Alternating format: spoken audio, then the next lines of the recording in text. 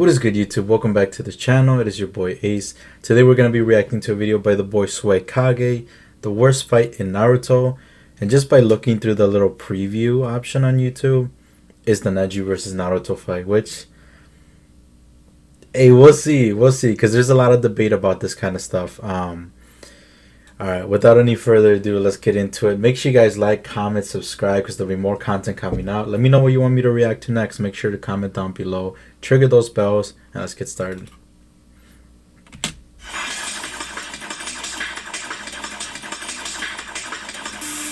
So I think it goes without saying that I really like Naruto, and one of my favorite arcs in the series is the Chunin exams. Wait, hold up. Who is that? Is that like a Walmart brand Naruto? Look at that.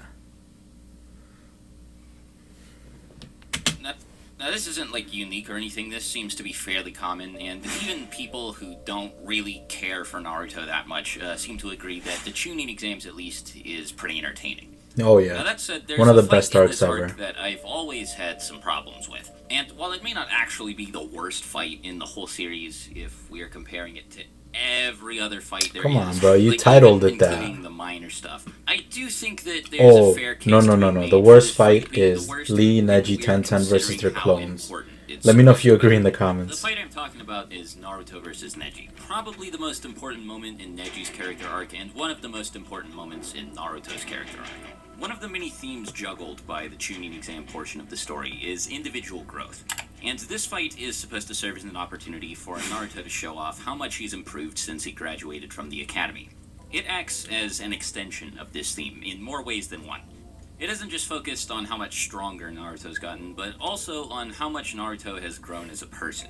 There's a bit of irony at the core of all this, because even though Neji is supposed to be really strong, like the strongest genin there is, we've seen Naruto go through a bunch of personal growth over the course of the Waves arc and the first chunk of the Chunin exams. But based on the way Neji speaks here, we're given the impression that as a person he's remained stagnant. He hasn't gone through any kind of character growth of his own, because his worldview has prevented him from doing so. So it's not just up to Naruto to prove that he's the better fighter here, he's also got to prove that he has the superior ideology. Right on. The issue at hand, the topic that Naruto and Neji are debating about, is destiny and one's place in the world. Neji firmly believes that people can't change, and that they are destined from birth to do something. They don't get to pick what that something is. It's preordained at the time of, or maybe a little bit before their birth. I mean, in Neji's defense, he was kind of right, though, to be honest. I don't really agree with the idea that people have the ability to change their role in the universe, or what it was that they were meant to do or meant to be. Naruto was born a failure, and that's just his destiny. He can't do anything to change that, and obviously this ideology can't coexist with Naruto's goal of becoming Hokage. If Neji's right about this, and Naruto's just destined to suck forever, then he can't do the thing that he's wanted to be able to for his entire life. And so, not just for Neji's sake, but for his own sake as well, he has to dismantle this. He has to figure out a way to argue against it, and prove that somebody like him, who was once a failure, can, against all odds, become just as powerful as, if not even stronger than, a natural genius like Neji. Of course, the most effective way for Naruto to do this would just be to win the fight. So this is a fight where the ideological battle taking place is actually the same as the physical one taking place. Dismantling Neji's supposedly incorrect beliefs is just a natural part of the process of exhibiting the themes that have already been established. No lie, that little curse mark, it looks so dope. The foundation for the fight has been laid magnificently. It naturally juggles a whole lot of stuff at once, but in execution, it's not so great. It doesn't handle much of this very well, and even if we strip the fight of all this secondary stuff and just look at it on the very surface level, it's not very entertaining either. Like, even if we critique it just for the quality of the spectacle and ignore all the thematic stuff, it's still... That is so dope that he not a Neji fight. And this has always bothered me. Even when I first watched this fight as a dumb little kid, I didn't like this at all. Is that the whole time Naruto's just getting thrashed. He's getting the shit knocked out of him. Yeah. And then all of a sudden, he asks Kurama for some chakra. He gets it, and all it takes for him to beat Neji is one well-timed punch. Like, Neji does great. He performs... Okay, this is the part where I want to pause, because I remember thinking the same thing. Okay, bad. Okay. Bad pause moment.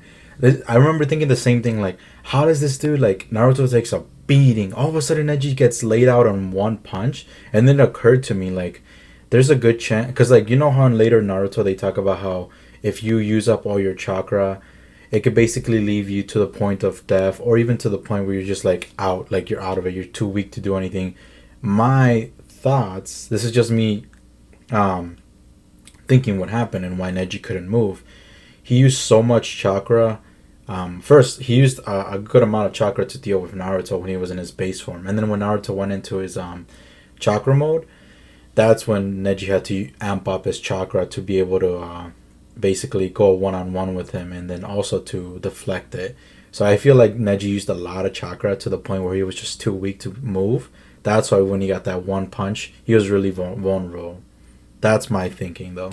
The whole fight doesn't really make any mistakes, and then because he's caught off guard one time and gets hit one time, he loses the whole fight. Like, Naruto's punch hurts him so much that he can't even stand up. Naruto had his whole chakra network turned off, and he got back up before even asking Kurama for chakra. And do you mean to tell me that because Neji made the mistake of getting punched once by the main character, he's not allowed to get I had the same thought that process when I was watching this video. I was like, what?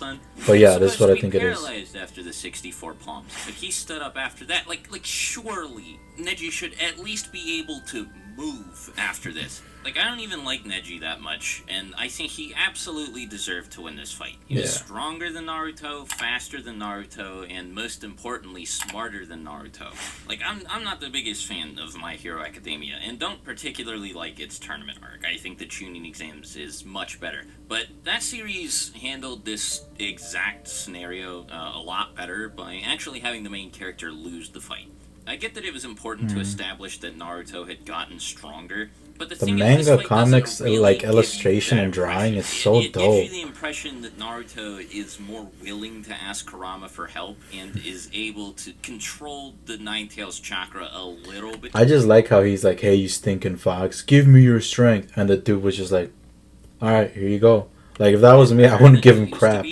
But like, at this point, that's not really his power. He and Kurama aren't friends. And every other time that Naruto has used Kurama's power to help him out in the fight, one of two things has happened. It's carried some pretty serious consequences, like, for example, Naruto will slightly or even sometimes completely lose any semblance of who he is. Or in the case of the QB Chakra mode, he's only able to attain this power as a result of intense training and eventually as a result of befriending Kurama.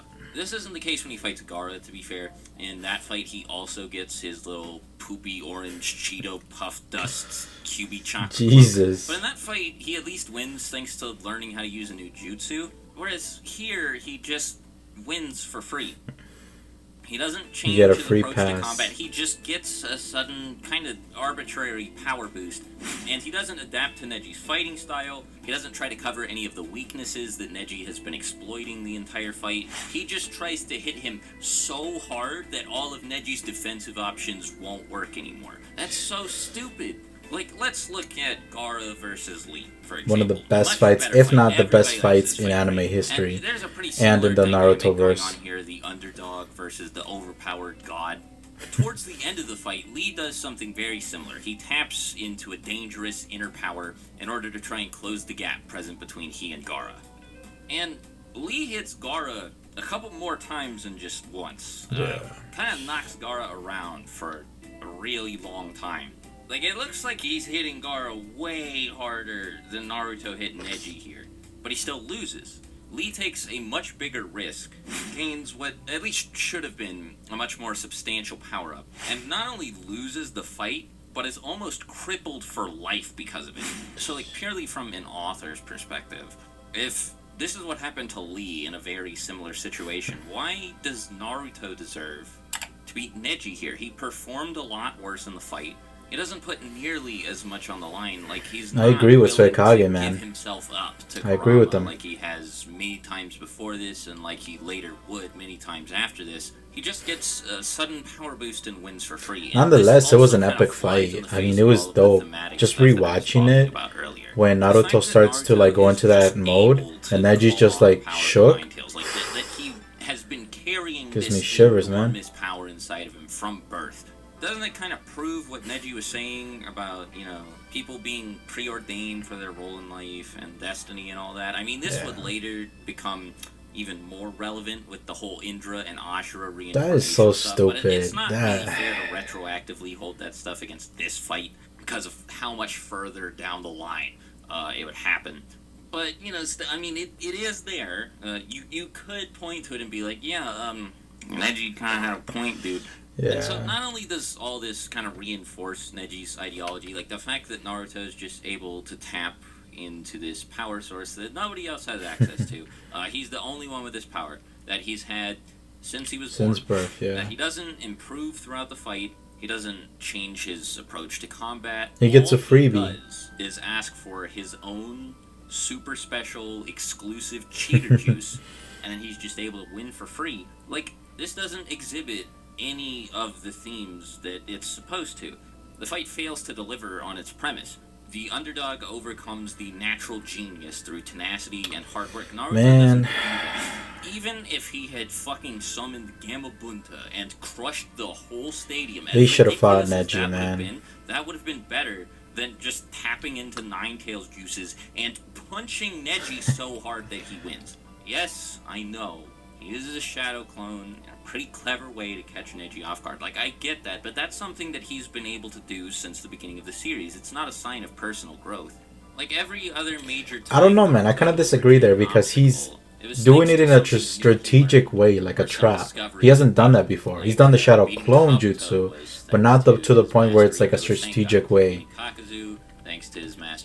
Like, let me go to the part where they go and chase after Sasuke, and Kimimaro basically sees Naruto and he starts like throwing his little boomerang things at him. And none of the shadow clones were actually Naruto. Naruto was hiding in the bushes waiting for an opportunity to attack. And then Kimimaro is basically saying, Kidomaru. He's basically saying like, hey, this kid is actually really smart, not that stupid, to think of something like that in the midst of battle, where you put out all your shadow clones first and then hide for an opportunity to strike. That's some growth, man, to do that against Neji, where you do that trap shadow clone. But I agree with Swagkage. This is one of the worst fights as far as character development and just being proven, just like BS, basically. Because Neji was right. It was all destiny. Naruto was the child of prophecy. He was born with Kurama sealed inside him. Neji ended up dying protecting the main family. And yeah, it was all pretty dumb. He asked me, Naruto should have lost that fight. But still, it was pretty dope. I liked the fight. I enjoyed it. And I enjoyed this video. Shout out to Swagkage, always producing that dope content. I'm going to put it in the description of this video. Make sure you check out his videos first. Other than that, let me know what you guys think of the reaction. Let me know what you guys think of your thoughts about Naruto or what else I should react to. Other than that, make sure you guys like, comment, subscribe, and I'll see you guys.